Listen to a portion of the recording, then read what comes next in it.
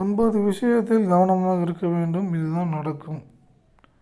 மிக முக்கியமாக பார்த்தீர்கள் என்றால் உங்கள் ராசிக்கு அடுத்த 15 நாட்கள், அதாவது ஒரு மாத காலகட்டம், 15லேருந்து ஒரு மாத காலகட்டம் நீங்கள் எதெல்லாம் கவனமாக இருக்கணும். அதுலேயும் பார்த்திங்கன்னா ரொம்ப சந்தோஷமான விஷயங்கள், ஏராளமான விஷயங்கள் இருக்குது. அந்த ஏராளமான சந்தோஷமான விஷயங்களுக்கு தடைக்கற்களாக நீங்கள் சில செயல்களை செய்ய வைக்கும். அதை செய்யாமல் தவிர்ப்பதற்கு இந்த காணொலியில் சொல்ல போகிறேன். இதை நீங்கள் தெரிந்து கொண்டு இதுக்கு தகுந்தது போல் நீங்கள் கவனமாக நடந்து கொண்டால் நீங்கள் எதிர்பார்த்து காத்து கொண்டிருக்கும் நல்ல விஷயங்கள் அனைத்தையும் அடைந்து விடலாம். சிறப்பாகவே இருக்கும். அதில் முதல் விஷயம், பணம் கொடுப்பது போன்ற விஷயங்களில் கவனமாக இருக்க வேண்டும். கோச்சார ரீதியாக உங்கள் ராசி அமைப்பிற்கும் ராகு நின்ற வீட்டிற்கு புதனும் செவ்வாய் கிரகமும் ஒன்றோட ஒன்று பின்னப்பட்டு கேதுவின் நட்சத்திர காலில் அமர்ந்திருக்கிறது. கேதுவின் நட்சத்திர காலில் அமர்ந்திருக்கும் போது ஆப்போசிட் ஆட்கள் பணம் கொடுக்கும்போது புத்தியை கெடுத்து விட்டுரும். சாதாரணமாக 10,000 50,000 கொடுக்கறதுக்கு யோசனை பண்ணக்கூடிய நீங்கள் இந்த காலகட்டத்தில் 10 லட்சம் 50 லட்சம் 2 கோடி 5 கோடி அப்படின்னு எண்ணிக்கைகள் உங்களுக்கு மாறுபடும். அதாவது அதிக அளவில் கொடுக்கலாம் என்று எண்ணிக்கை உங்களுக்கு மாறுபடும். அதனால் நீங்கள் கொஞ்சம் நிதானமாக செயல்பட வேண்டும். பணம் கொடுக்கல் வாங்கல் விஷயத்தில் நிதானமாக செயல்பட வேண்டும். ஏன்னா கொஞ்சம் நீங்கள் யோசனை பண்ணாலும் ஆப்போசிட்டான விஷயங்களை ஏற்படுத்தி கொடுப்பதற்கான வழிவாய்ப்பு அதிகமாகவே இருக்கிறது. நீங்கள் அதனால் கவனமாக முடிவுகள் எடுக்க வேண்டும் பணம் கொடுக்குற விஷயத்தில். ஏன்னா இந்த புதன் செவ்வாயோட அமைப்பு அந்த மாதிரி. அதில் அடுத்து ரொம்ப முக்கியமான விஷயம் என்னன்னு கேட்டிங்கன்னா, ராகு பகவானுடைய 3ஆம் பார்வை சனி வீட்டில் விழும். ராகுடைய அந்த நட்சத்திரம், புதனோட நட்சத்திரம், இரட்டை வேடம் போடக்கூடிய ஆட்கள் வருவார்கள். இரட்டை வேடம் போடக்கூடிய ஆட்கள், வக்கீல், போலீஸு, இவங்க எல்லாமே டபுள் கேம் ஆடுவாங்க. என்ன இவ்வளோ நல்ல மனுஷனாகிறார் வக்கீல், போலீஸு அப்படின்னு சொல்லிட்டு இருந்தேன். நீங்கள் என்ன எப்படி மாறிட்டாப்புல, ஆப்போசிட்டில் வந்துட்டு பணம் வாங்கிட்டாங்களே, கேம் ஆட ஆரம்பிச்சிட்டாங்களே, அது உங்களுக்கு கோபம் கூட அதிகமாக வரும். மேடா இது வாழ்க்கை, இது நம்ம எவ்வளோ தூரம் நம்பி உங்களை வந்திருக்கிறோம், இவங்க என்னென்னா ஆப்போசிட்டில் அவங்கள்ட்ட பணம் வாங்கினா அவங்கள்ட்ட சப்போர்ட்டாக பேசிட்டு இருக்கிறாருன்னு கோவம்லாம் வரும், கெட்ட வார்த்தை வரும், ஹார்ட் பெயின்லாம் இப்படி கொடுக்கும். முடிஞ்ச வரைக்கும் அவர்களிடம் கூட கோபத்தை வெளிப்படுத்தாதீங்க. அப்படியே அவங்கள கேஷுவலாக ஹேண்டில் பண்ணிவிட்டு அப்படியே பொறுமையாக வந்துடணும். அதுக்கப்புறம் வேறு எல்லாரும் கூட பார்த்துக்கலாம், தப்பு கிடையாது. கொஞ்சம் பொறுமையாக நிதானம் வெயிட் பண்ணிடணும். கொஞ்சம் நேரத்துக்கு கடை கம்முன்னு அமைதியாகிடணும். ஏன்னா நமக்கு டைம் சில விஷயங்கள் பாசிட்டிவில் நெகட்டிவான டைமில் இருக்கும்போதும் கோச்சார ரீதியாக அந்த டைம் தான் ஓவர் பாசிட்டிவில் இருக்கணும். அப்போ தான் குலதெய்வத்தில் ஒப்படைச்சிடணும். நீங்கள் இருக்கீங்க, எனக்கு எல்லாம் நல்லதாக நடக்கும் அப்படின்றது தெளிவாக இருப்பீங்க. அடுத்தது இதே புதன் 3ஆவது விஷயம், இந்த ஃபோனு சம்மந்தமான விஷயம், இந்த டாக்குமெண்ட் சம்மந்தமான விஷயம், மற்றவங்களுக்கு அனுப்பக்கூடிய ஃபார்வர்ட் மெசேஜ், இதனால் உங்களுக்கு சில வழிகளை கொடுக்கும். புதனோட இதுன்னா டாக்குமெண்ட்டு, அதுக்கப்புறம் இங்கே வச்சுருக்கக்கூடிய டேட்டா ஃபைல்ஸு, அப்புறம் இன்சூரன்ஸு, பேங்க் ஸ்டேட்மெண்ட்டு, இந்த பேப்பர் பேனா சம்மந்தமான எல்லா விஷயமுங்க, அது ஏகப்பட்டது இருக்குது. அதில் நீங்கள் அனுப்புகிற ஃபார்வர்ட் மெசேஜில் ஒன்றும் கவனமாக இருக்குது. அடுத்தது 4ஆவது விஷயம், முக்கியமான விஷயம், சனி நேரடி 10ஆம் பார்வை சுக்கிரன் மீது விழுவதால் கிட்னி சம்மந்தமான சிறு தொந்தரவுகள், இதயம் சம்மந்தமான தொந்தரவுகள், 5 விஷயம் இது கொஞ்சம் தொந்தரவு கொடுக்குது. இந்த டைமில் என்ன பண்ணணுன்னா மெடிடேஷன் பண்ணுங்கள். நிமிர்ந்து உட்காந்து மூச்சு கவனிங்க. நான் ஆரோக்கியமாக இருக்கிறேன், நான் சந்தோஷமாக இருக்கிறேன், நான் மகிழ்ச்சியாக இருக்கிறேன் என்று மனசுக்குள் சொல்லிக்கொண்டு நீங்கள் வேறு வேலையில் கவனமாக இருங்கள். வெளியில் சில இடங்களுக்கு நடந்து செல்லுங்கள். வெளியில் சில இடங்களுக்கு நடந்து செல்லுங்கள். இது உங்களுடைய எண்ண ஓட்டங்களையும் செயல்பாடுகளையும் அனைத்தையும் தூய்மைப்படுத்தும், சரி செய்யும். அடுத்தது சூரியன் சனி வீட்டிற்கு வரும்போது பிள்ளைகளுக்கும் அப்பாவுக்கும் கொஞ்சம் தொந்தரவு கொடுக்கும். பிள்ளைகள் கவனமாக இருக்க வேண்டும். 6ஆவது முக்கியமான விஷயம், பிள்ளைகளிடம் அப்புறம் தந்தை பிள்ளைகளிடம் கவனமாக, பிள்ளைகள் தந்தையிடம் கவனமாக இருக்க வேண்டும். அவர்களை வெறுப்பேற்றுற மாதிரி கடுமையாக பேசாதீர்கள்.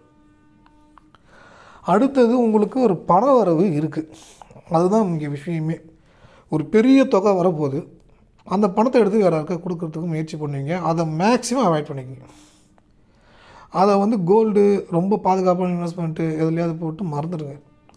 ஏன்னா இந்த டைமில் பணம் கொடுத்தா அந்த பணத்தை வாங்குறது கஷ்டமாக இருக்கும். ஏற்கனவே சொன்னேன், திருப்பி ரெண்டாவது ரிப்பீட் பண்ணுறதுல உங்களுக்கு வர வேண்டிய பணத்தை இப்படி கொடுக்கலான்னு ஒரு திட்டம் இருக்கும். அதெல்லாம் நீங்கள் கவனமாக இருக்கணும். அதே மாதிரி இராணுவ அதிகாரி, போலீஸ், வக்கீல், நீங்கள்லாம் ஆப்போசிட்டில் இருக்கிற ஆட்களுக்கு கை மாறாதீங்க. மாறினா அது உங்களுக்கு பின்விளைவு அதிகமாக கொடுக்கும். இது தொழில் அப்படின்லாம் இருந்தாலும் பாதிக்கப்பட்டவர்கள் அழுது விட்டால் அது தொந்தரவு அதிகமாக ஏற்படுத்தும். கவனம் தேவை. அடுத்தது, தொழில் ரீதியாக பார்ட்னர்ஷிப்பில் நீங்கள் கவனமாக இருக்க வேண்டும். முதலீடு போட்டு பண்ணக்கூடிய தொழிலாக இருந்தாலும் சரி, கமிஷன் பேஸ் பண்ணக்கூடிய தொழிலும் சரி, இது புதுசாக ஒரு திட்டம் நீங்கள் நோக்கி போகிறீங்கன்னா முடிஞ்ச வரைக்கும் பொறுமையாக நிதானமாக இது செட் ஆகாதுன்னு சொல்லி விலகிடுங்க. அதேமாதிரி கொடுத்தது கேட்டால் அடுத்தது பகன்ற மாதிரி அந்த பண விஷயத்தில் அதான் இல்லைன்னு சொல்லும்போது அந்த டைம் ஒருவோட பிரச்சனையோடு முடிஞ்சிடும்.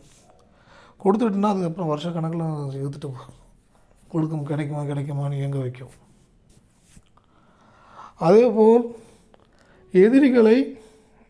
எதிரிகளையும் வேறு நபர்கள் சம்பந்தமான விஷயத்தை இன்னொரு நபரிடம் பகிர்ந்து கொள்வது போன்ற செயலை சிக்காதீங்க. ஏன்னா இந்த டைம் தான் அந்த சம்பந்தமான விஷயங்கள் எல்லாம் உங்களை அறியாமல் இழுத்து செல்லும். அதுதான் உங்களுக்கு மன வலியும் வேதனையும் கொடுக்கும். இந்த டைமில் தான் வந்து பாஸ்போர்ட் எடுக்கிறதுக்கு தொந்தரவு, விசா எடுக்கிறதுக்கு தொந்தரவு, வெளிநாடு சம்மந்தமான விஷயங்கள்லாம் தொந்தரவு, சிறு சிறு தொந்தரவு கொடுக்குது. கிடச்சிடும். அதுக்காக நெகட்டிவாகவே நினைக்கும். ஏன்னா டாக்குமெண்ட் சம்மந்தமான பிரச்சனை தான் அந்த புதன் செவ்வாய் வந்து காம்பினேஷன் வந்து கேதுவுடைய காலில் போய் உட்காந்துட்டேன். இந்த டைமில் ஆஞ்சநேயர்கிட்ட சொல்லிவிடுங்க, நீங்கள் பார்த்துக்குங்க அப்படின்னு சொல்லுங்கள். வேண்டாதீங்க இது வேணும் அதெல்லாம் சொல்லாதீங்க, நீங்கள் பார்த்துக்குங்கன்னு சொல்லுங்கள். ஏன்னா சில பேருக்கு வேண்டும் போதும் ஆப்போசிட்டாக வேலை செய்யும். அது சுயஜாதகத்தில் இருக்கிற பிரச்சனையை பொறுத்து. ஓகேங்களா? அதையும் நீங்கள் புரிஞ்சுக்கணும். அதனால் நீங்கள் பார்த்துக்குங்கன்னு சொல்லிவிட்டு கம்முன்னு அமைதியாக ரொம்ப நியூட்ரலாக சொல்லணும். நீங்கள் பார்த்துக்குங்கப்பா ஆஞ்சநேயர்கிட்ட, அவ்வளோதான், வேறு ஒன்றும் கிடையாது. அடுத்தது, கணவன் மனைவி விவாகரத்து சார்ந்த விஷயங்களில் கொஞ்சம் நிதானமாக போக வேண்டும். ஏன்னா கெட்டவன் என்னென்ன ரூட்டில் என்னென்ன தொந்தரவு கொடுக்கணும்னு நினைப்பான். அவனெல்லாம் நீங்கள் கையாள வருது, அழுதுகிட்டு இருக்க கையாளக்கூடாது. கோவப்பட்டுக்கிட்டு இதயம் வலிச்சிக்கிட்டு வலி வேதனையில் கையாளக்கூடாது. உங்களுடைய இஷ்ட தெய்வத்திட்ட ஒப்படைச்சிட்டு ரிலாக்ஸாக தூங்குங்க. எல்லாம் நல்லா தான் நடக்கும். ரிலாக்ஸாக தூங்கக்கூடாது தான், நான் இல்லைன்னு சொல்லலை. நான் அதை பற்றி யோசனை பண்ணிகிட்டே இருக்கோம். ஆனால் இதுக்கு தீர்வு அப்படின்றது நிதானமாக நீங்கள் இதை கையாள வேண்டும். கொஞ்சம் கூட வருத்தமோ வெறுப்போ போன்ற செயலை ஏற்படுத்தி கொண்டு இதயத்தில் வலியை கொடுத்து கொண்டு போன்ற விஷயங்களை செய்யாதீர்கள். உலகில் சிறந்த தானம் அன்னதானம் இல்லை, நிதானம் தான். ஏன்னா அன்னதானம் போனால் சாப்பிட்றவங்க மட்டும்தான் நல்லது. நிதானமாக இருந்தால் உங்களுக்கு நல்லது, அப்போ எல்லாருக்குமே நல்லது.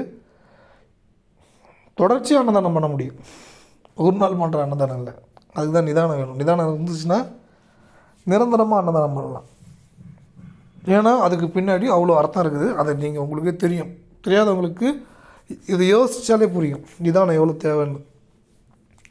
நிதானமாக இருக்கிறீங்களா இல்லையான்னு கேட்டால் ஒரு நினச்சி கவலைப்பட்டு இதயம் வலிக்கக்கூடாது. இதயம் வலிச்சுனே இருக்குதுன்னா நிதானம் இல்லாமல் இருக்கிறீங்கன்னு அர்த்தம். இதயம் வலிச்சுனே இருக்குதுன்னா நிதானம் இல்லாமல் இருக்கிறீங்க. கிளியராக இருக்கிறீங்கன்னா நிதானமாக இருக்கிறீங்க, பரவாயில்ல, நீங்கள் சக்ஸஸ் ஆவீங்க. நிதானம் இல்லாமல் இருக்கிறவங்க சக்ஸஸ் ஆக மாட்டாங்கன்னு இல்லை.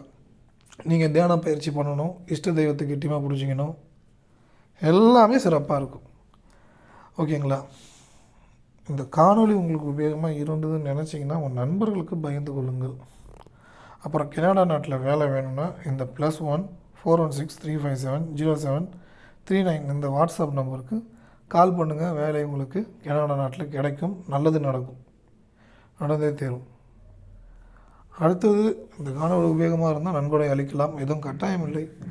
உங்கள் நண்பர்களுக்கும் இந்த காணொலியை பகிர்ந்து கொள்ளுங்கள். சப்ஸ்கிரைப் செய்து கொள்ளுங்கள். இது புது சேனல்.